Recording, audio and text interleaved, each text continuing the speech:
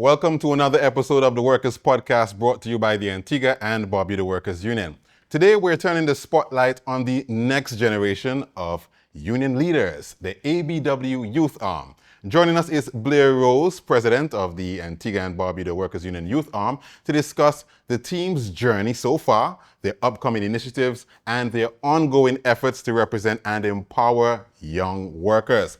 We'll also hear about Blair's recent experience representing Antigua and Barbuda at the Uni America's Youth Organising Forum in Brazil, and explore the issues that matter most to young workers in today's workforce. Join me in welcoming to the Workers Podcast for the second time, I think it is. Like third or fourth. Sister Blair Rose, as I said, ABWU Youth Arm President. Blair, so happy to have you. So happy to be here. All right, excellent. Now let's jump right in, and for the benefit of our viewers who may not have followed our previous podcast, tell us a bit about the Antigua and Barbuda Workers Union Youth Arm and its role in the wider union movement, and of course in our union here, the ABW. Okay, I'll be happy to. So the primary purpose of the Antigua Barbuda Workers Union Youth Arm are to get more youth involved in the union movement. It is our belief that if we have to stay in the workforce longer, we should be the ones to determine how we want our workforce to look.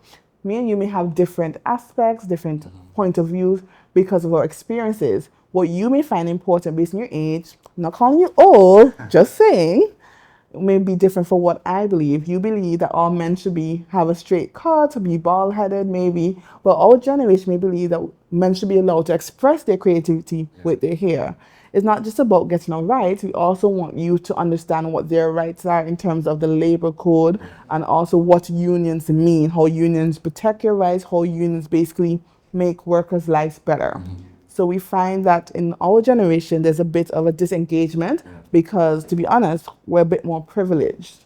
We haven't had to fight as much, so we haven't had the same experience that the older generation may have had with the unions and see the impact and importance. So that's what we're here for, to let you know the union's not dead, it's alive, it just needs you. Yeah, it's so not you, someone younger. Of course, and it is so critical. As you outlined, so it helps the wider union body to stay connected, right, to younger workers, what their priorities, what their concerns are as the union movement moves forward, so there's not that disconnect. Yeah, that's powerful.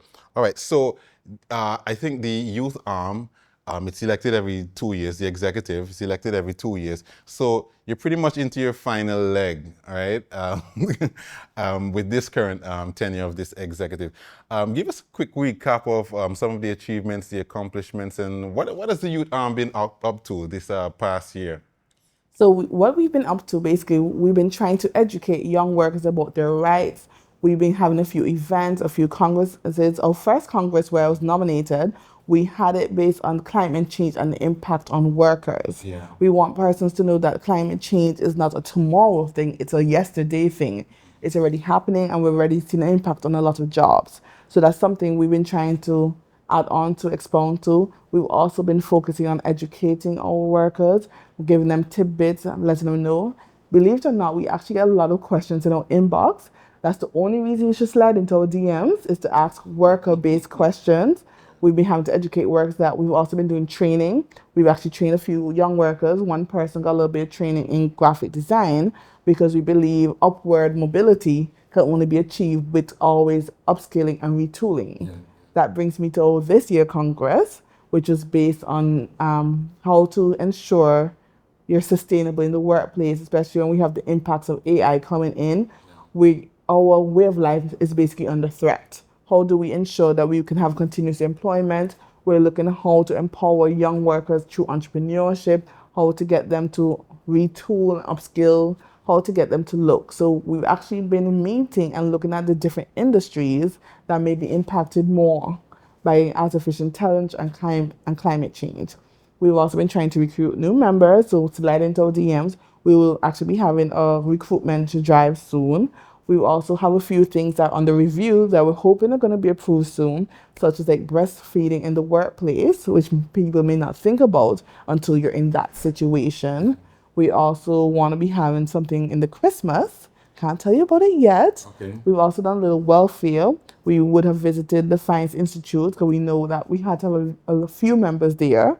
They may be retired now, but they're still a part of the family. They're still our brothers and sisters.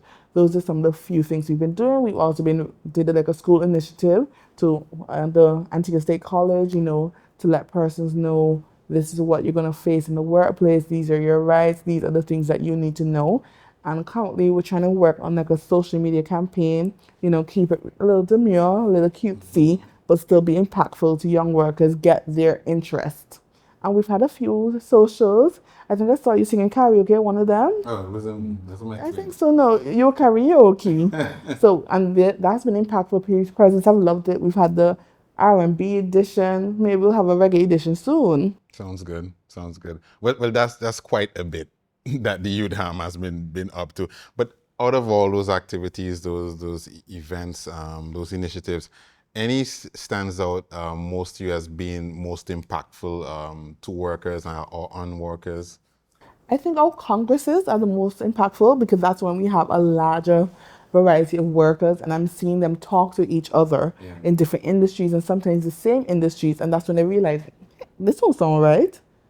And that's why we need to have these events so young workers can come and network, and let's find out that all of us have the same issue, so all of us need to stand up together. The old saying, you can break one stick easy, but you can never break a bundle of sticks. Yeah, correct. So, being a part of being the president of the youth right here at the Antigua and Barbuda Workers Union, and of course interacting with youth all across Antigua, the young workers across Antigua, what can you tell me about the issues that remain forefront in the minds of young workers? What are those issues? I think one of the things that we have an issue with the most is sort of respect. And not respect as in the yes sir, the yes ma'am. I think sometimes we are I'm trying to find the right word to make sure that everybody can understand the impact. We're underestimated. Like sometimes we feel like workplaces don't understand the value that we bring to organizations. We're offering you advice that we feel like can make the organization better as well as our lives better. And sometimes, workplaces like to stick to the same old thing. Another impact we're having is, everybody's having this, but inflation. We've seen our parents get the dream. We've seen our aunts or uncles, but we don't know how we're going to get the dream. The dream of home ownership, the dream of being able to send your child to private school because construction is going up, rent is going up, but the salaries are not going up at the same scale. That's something that we're impacted by, and mental health. Like our generation, we actually want that work-life balance. We don't want to, work just to get equity. And then next, when we reach a certain age of retirement and we can no longer enjoy our lives, we want to visit Bali now, not tomorrow. It's not us being entitled, which some persons may think, it's us wanting to have a valuable life. We may have different opinions of what success is. Success is being able to have a great personal life and a great career. We want it both. So, what can young workers do to help advocate for these issues? What we need to do as well, we need to come together and discuss what is it that our priorities are, how is it that we think we can solve this. We can't just have problems without discussing solutions. How can we compromise?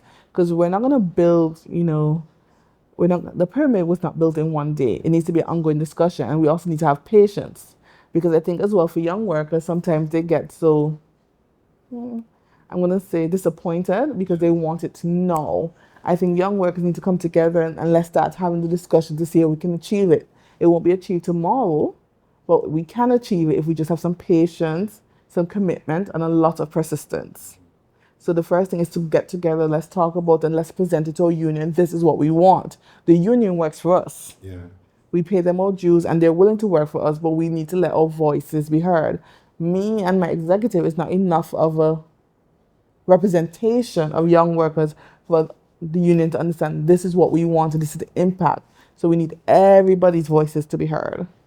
So speaking about coming together, letting the voices of the young workers be heard, what can you tell me about the participation and involvement from your perspective as a executive member, are you seeing that sort of participation, that involvement in the union, in union activities, that would be necessary if these young workers are indeed going to have their issues elevated and addressed and achieve the results that they're looking for? Are you seeing that the type of involvement that would be necessary? Yes and no. I'm seeing it at functions that are directly aimed towards youth, but I find when there's a mixed crowd, I find sometimes we tend to go in ourselves and we don't let our voices be heard as much.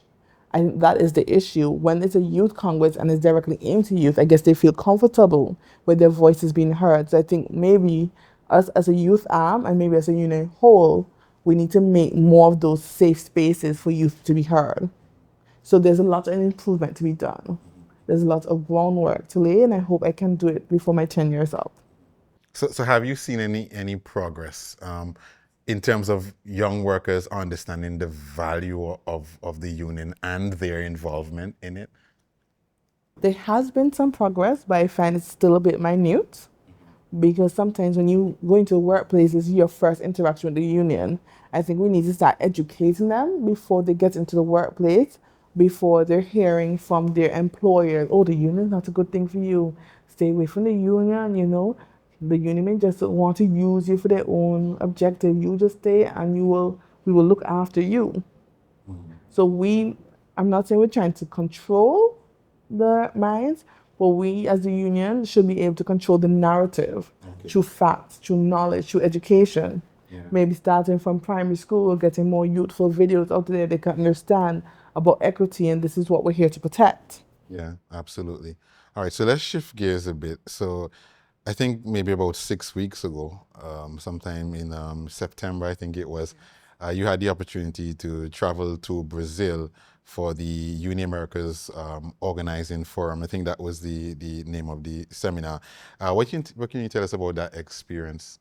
I'm very sorry to tell you, unfortunately, I didn't see any footballers. I was not able to get you an autograph, but what I did get was a great experience and a great appreciation for what we have in Antigua. Because most of the unions, I think there's only 3 of us that actually spoke English as our first language. Wow. So we had 2 representatives from Antigua and Barbuda, myself and my vice president, Charles Brown, and there was also a representative from Jamaica, their BTU union, Michael, love him, shout out to Michael. And then we had unions from Argentina, from Brazil, so Mexico, Colombia, Chile, Paraguay, Dominican Republic. And when we heard their stories, we don't really have much to complain about. I'm not saying we shouldn't fight, but the type of passion they have, I was envious of it. And that's what I talk about. Because we haven't had the same struggles that our ancestors would have had. That's why I feel like the youth involvement is not as pulling.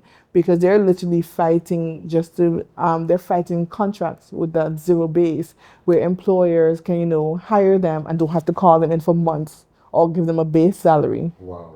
They're fighting to protect their rights. They're campaigning for the political leaders that they want, the political leaders that they believe will represent their interests as workers.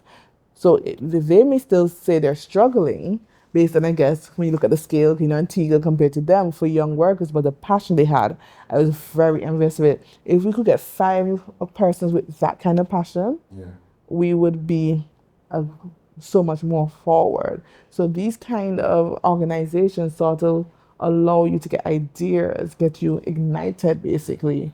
So it was a great experience. The only thing I'm sad about, I didn't get to experience Brazil because we were literally in that conference from 9 a.m. to after 6 p.m. So what would you say were some of the key takeaways coming away from that conference? So the key takeaways is they trained us how to organize persons, how to talk to someone who may not hear about union, how to listen to them empathically, You don't really want to push yourself too much on them and sort of, scare them away. You need to let the person make their own decision. You basically give them the fact, and you also want to find out what issues that they're facing to see what you can do for them. So we got a lot of that information. We got information why unions are important. We got information what some of the things that we may need to, fight for together as unions across the Americas. what some of the things we're facing, that we think that is going to be an issue. Because, it may start in Chile, but, once something starts somewhere and an organization sees it happening in that country, especially when we have multinational and regional companies, it might come into Antigua. Yeah, yeah. So like zero-based contracts, because due to us having such a strong union force in the country, that's probably why we haven't seen it as much. But I can see it coming. I can see some organizations trying it. So that's why we need to, start to defend what we have early and bright before it comes. Let them know in our work. So Yeah, yeah. So we know the world of work is changing. It's changing quickly. Some of the things we're seeing with AI and automation, remote work, these issues.